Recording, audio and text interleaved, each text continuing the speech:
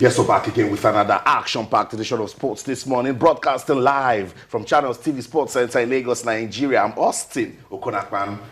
Well, very good morning to you. This is the Friday edition of Sports This Morning. It promises to be exciting and entertaining. As always, I'm Yemi Adebayo. It's great to have you join us again. I'm Tayo Salam. Okay, we talked about it. We were waiting to see if Yaya Toure will break record by winning the African Footballer of the Year award for a record fifth time. But the Confederation of African Football, they have announced that there is a new king of African football. His name, Pierre-Emerick Aubameyang. All right. Still talking about the CAF awards right there for you. Well, it wasn't all gloom and doom for Nigeria. Nigeria came up with something on the night. And that man in your picture has a bright future, like they say. Oganekaru Etebo of Warri Wolves picks up the most promising talent award. Yeah, great future for Etebo, as well as Victor Osimhen. Those two guys, especially Victor, if managed properly, you know, they can actually reach the very top of professional football. Also on the show, it is the end of the road for suspended UEFA president Michel Platini, as he finally concedes defeat in his bid to become FIFA president.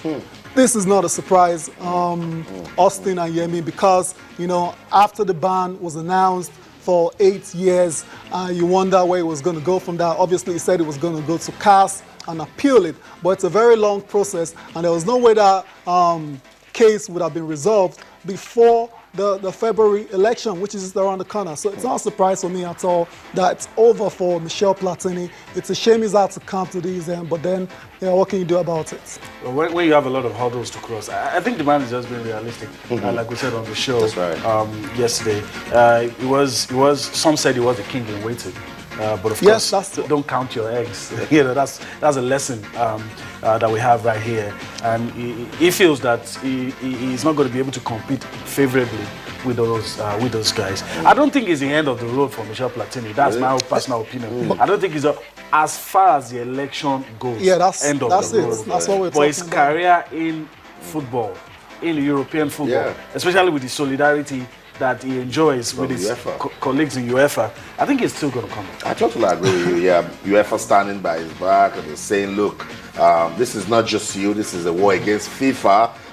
Forget about this election. Any other way you want to look at it has been plugged. You know, you were ambushed. If you say you want to do this, something else will come out. So for Michel Platini has looked at it, come on, February, it's just here and all of these talks. So let me just take a chill, you know. Realistically, watch what's going on. Realistically, he had no chance of making it for this particular election. But in terms of his career as a football administrator, you believe he's going to come back, right? But then he has a great order in front of him to actually cross. The 8-year ban is still hanging over his head, and he's got to prove that he hasn't done anything wrong. So it's not a given, it's not a gimme that Michel Platini will actually return to the very top of football administration in Europe. Yeah, I think he will, and to me, I think he just took the sensible option. You know, the ethics committee would still have to write to him to tell him why. Before he even goes to appeals. That's right. So he has seen all the processes. You guys will tell me why you're suspending me. Then I will go to the... He knows all that already. He knows, no, you don't understand. He knows the allegations that have been leveled against him. You just get the procedures that they have to write to him formally. And explain to him why you're being suspended. They have not done that already. So he knows they might do that at the end of the month. February 26th is the election. Meaning no chance for that. So, you know, he knows all those. He will go to appeals, probably go to CAS, go to the Swiss courts, and if he's even able to do that, then he will now have to come back and face that ethics committee again, and they'll have to decide, okay, can we allow you contest the election? So I think he took the sensible option. He didn't have a choice. That's right. I was hoping it would just get tough and say, okay, let me go through this. But that session with the ethics committee on integrity check. I was waiting to see what was going to come out of that because I knew it was one of two things. Even if he's surmounted, if against all odds he's able to cross that, they're going to come at him with something else. You know, some conspiracy theorists believe, there is an operation called the Tortoise, and those trying to control football will ensure that some people do not participate in that election. And I think he has seen that, and maybe he's letting that go.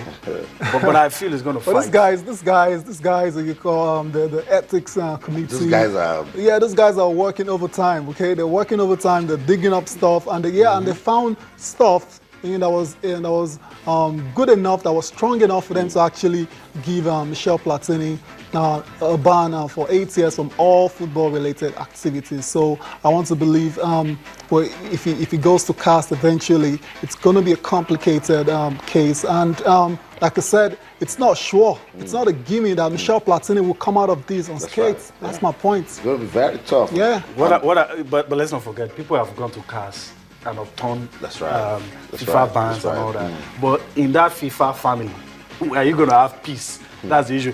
Being a man, classic example, all the problems that he got, went to cast, they upturned it, and they said, okay, you've done that, we'll give you something else. And they're still battling with but something else. But that's not even lose focus of it's battling with something else. Yeah, his main goal was to become FIFA president. Yes. That's over now. End of the road. End of the road for Michel Platini as regards that. This ethics committee, they're getting stronger every day. I'm wondering, when are we going to even look into the ethics committee? Let's probe the guys that are in that committee. Yeah, what's the rationale behind that? Look at them. Yeah, okay, so who's going to take a look at the people in the ethics committee? Leave that to me. Who does that? Leave that to me. We need to look at them because interested parties. Yeah, because people like this guy probing with this same guy. Like if Michel Platini tells you that these guys, they've been asleep for 4 years, suddenly they just wake up and I'm their target. And in athletics, they looked and said, look at what the ethics committee at FIFA they're doing. Ethics commission in athletics got busy too. But Austin, you know what they say, it's not how long the lion in you starts to roar. It is when it does. Right. So apparently it looks like the lion in the ethics committee, it's roaring really loud now. Yeah, but we're just watching, and they knew it was going to come. And so that's the updates coming out of FIFA and Michel Platini. End of the road as regards the next FIFA presidential election. So those of you having hopes that Platini might just take over from Sepp Blatter, that will not